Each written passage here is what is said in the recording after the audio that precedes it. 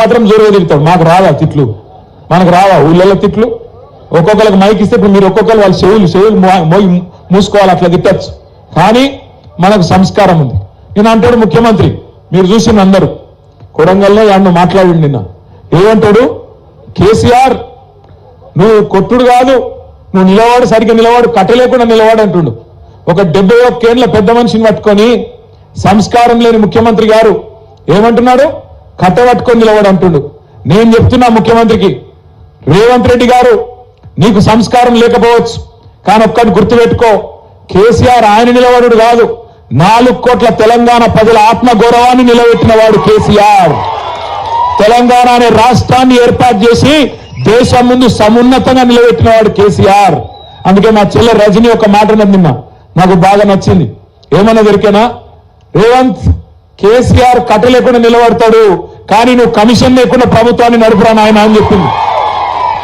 Commission తీసుకోకుండా ప్రభుత్వాన్ని నడుపు దమ్ముంటే ఆయన కట్ట లేకుండా కాదు మంచిగా నిలబడతాడు. ఆయన కొడితే ఎట్లుంటుందో నువ్వు కాదు, నీ పాత గురువు గారిని అడుగు, చెప్తాడు కొడితే ఎట్లుంటుందో.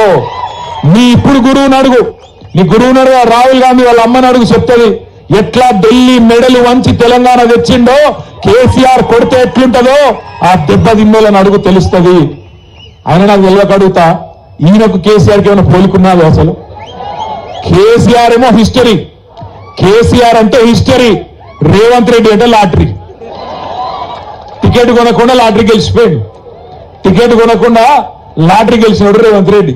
తప్పిదారి అడ్డివారి గుడి దెబ్బలు ముఖ్యమంత్రి అయితే ఆవుతలేడు మనిషి. అరే అయ్యా, నీకంటే ముందు చాలా మంది పనిచేశారు నాయన ముఖ్యమంత్రులు. రేవంత్ ఒక్కటి గుర్తుపెట్టుకో, ఒకటి యాది పెట్టుకో, కేసీఆర్ పేరును నువ్వు కాదు కదా, కాంగ్రెస్ తాత జేజమ్మలు దిగొచ్చినా ఎవరు మర్పించలేరు. తెలంగాణ ఉన్నంత కాలం, తెలంగాణ రాష్ట్రం ఉన్నంత కాలం తెలంగాణ ఎవరు తెచ్చిండ్రు అంటే ఎవరంటారు?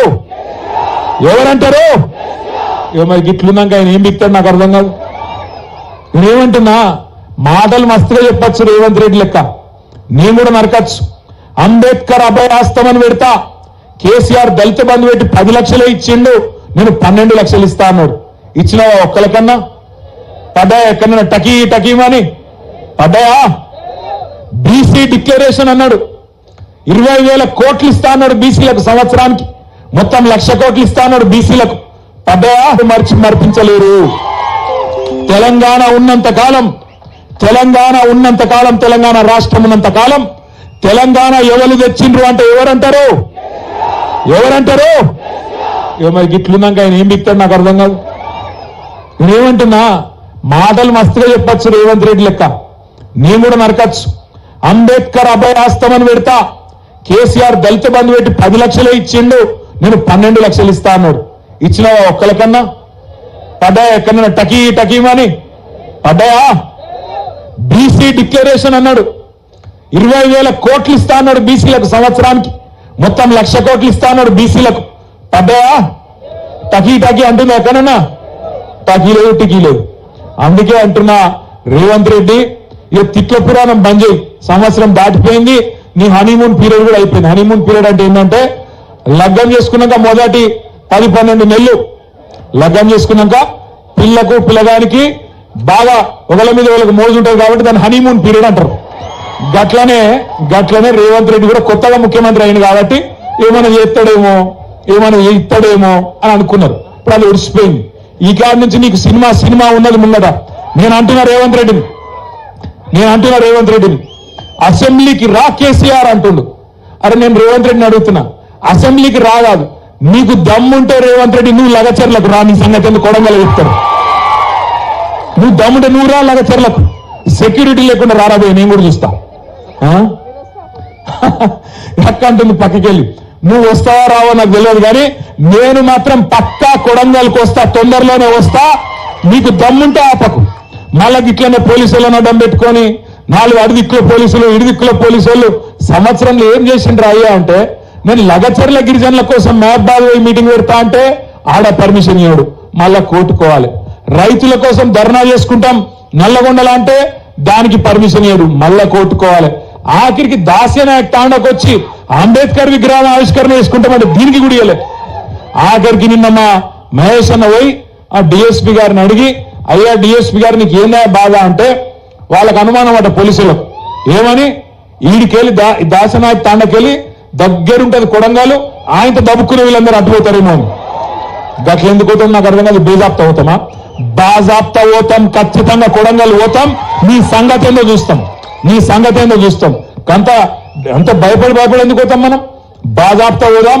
బ్రహ్మాండమైన మీటింగ్ కొడంగల్లో పెడతాం. నువ్వు రాలేదా? గతంలో నువ్వు ప్రతిపక్షంలో ఉన్నప్పుడు సిరిసిల్లకు 4 సార్లు వచ్చినావు. ఓ తిట్టిపోయినావు.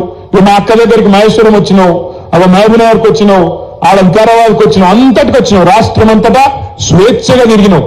స్వేచ్ఛగా తిరిగినప్పుడు నీకు మంచిగా పోలీస్ సెక్యూరిటీ పెట్టి బ్రహ్మాండంగా మేము నెట్టించుకున్నాం. ఇప్పుడు నేను తిట్టామని కూడా అంటలేము. మేము వచ్చి ఇక మా తమ్ముడు సురేష్ ఎక్కడున్నాడు? మా తమ్ముడు రమ్మగడ్రా మా తమ్ముడు మన లగచర్లలో 45 రోజులు జైలుకు పోయిన తమ్ముడు సురేష్ కూడా ఇప్పుడే బెయిల్ మీద వచ్చినాడు. ఆయనకు ఒకసారి గట్టిగా సపర్లు కొట్టాలి.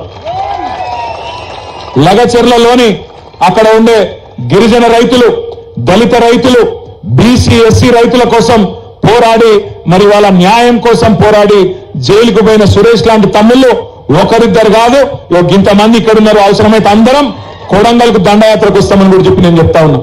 రేవంత్ రెడ్డి గారికి గోపాల్ ఇక్కడ గోపాల్ నాయక్ కూడా ఒకసారి వేదిక దగ్గర గోపాల్ నాయక్ కూడా గట్టిగా సపోర్ట్లు కొట్టాలా. ఇంకో షాలో చెప్పిస్తాను తప్పకుండా గట్టిగా సపోర్ట్లు కొట్టదా. Thank you Gopal.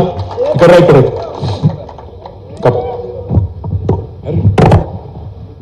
Thank you Gopal Nayak, Suresh.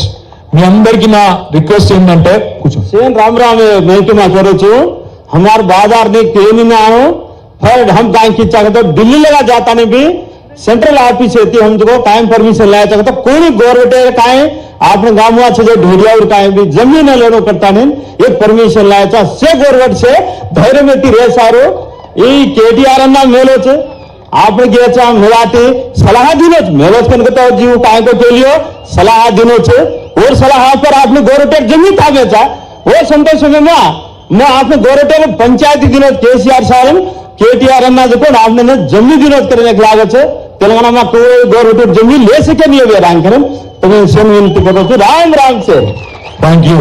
Gopal అని నేను చెప్పిన నాకు తెలియదు, మంచిగా చెప్పిన అనుకుంటా. నేర్చుకుంటా, నాకు భాష రాదు, నేర్చుకుంటా. మా సంజీవ్ని ఓల్నోగల్ని పట్టుకొని నేను కూడా 4 మొక్కలు నేర్చుకుంటా. ఆ మధ్యన ఒకటి నేర్చుకుని ఇప్పుడు మర్చిపోయినా. బాయి బియాస్ అయినా రామ్ ఒకటి నేర్చుకున్నాం అంతే. మిగతా నేర్చుకోలే, అది కూడా నేర్చుకుంటా. నేను మీ అందరికి చేసే విజ్ఞప్తి ఒకటే, దయచేసి గుర్తుపెట్టుకోండి. డాక్టర్ బాబాసాహెబ్ మనకు స్వేచ్ఛనిచ్చిండు, మాట్లాడే స్వేచ్ఛనిచ్చిండు, కొట్లాడే స్వేచ్ఛనిచ్చిండు, ప్రభుత్వం మీద తిరుగుబాటు చేసే స్వేచ్ఛనిచ్చిండు, ప్రజాప్రతినిధులను నిలదీసే స్వేచ్ఛనిచ్చిండు. ఆ అద్భుతమైన రాజ్యాంగాన్ని, ప్రపంచంలో ఏ దేశానికి లేని రాజ్యాంగాన్ని డాక్టర్ బాబాసాహెబ్ మనకిచ్చిండు. కాబట్టి ప్రభుత్వ అధినేతలు జులుం చేస్తే మనం ఇవాళ వాటిని బర్దాస్తు చేయాలి.